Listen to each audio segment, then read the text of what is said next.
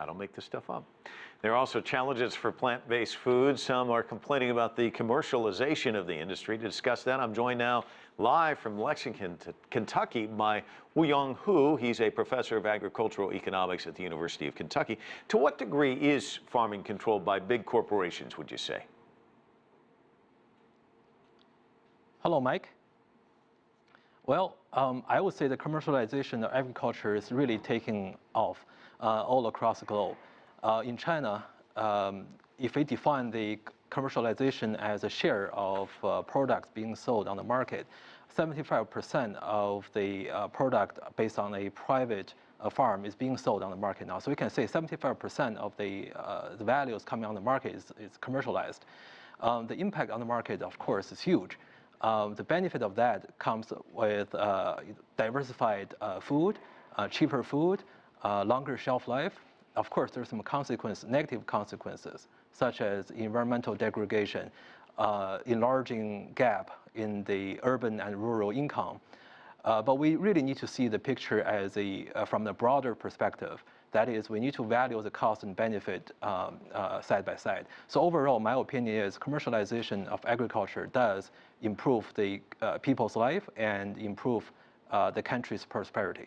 And I guess on the flip side of that, some people, some of the critics, you might say that some of these corporations like Monsanto go as far as to patent seeds. They say that this is good for consumers because it protects investment and helps ensure food security by making crops easier to grow. But some people have concerns about that. What impact is that having? Well, the complicated issue is the benefit, of course, as you say, Mike, it will benefit the consumer as the technology will make the food cheaper. However, the consequence of that is the potential loss of biodiversity.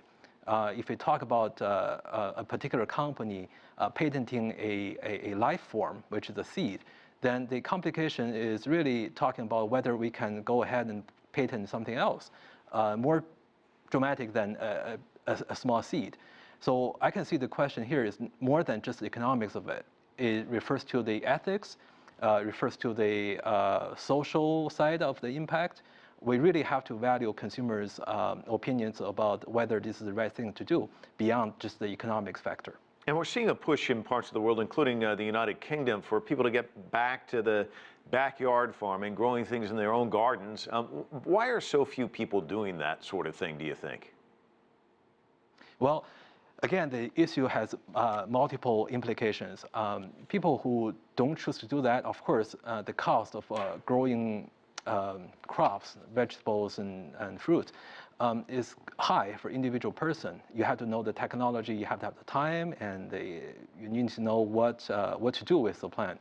The reason that a lot of people don't actually do that is because one of the factors is the cost is rather high and the benefit may not be there, such as the consumer may not fully recognize that the actual cost of growing, say, organic food will be much higher than the traditional, like the conventional production.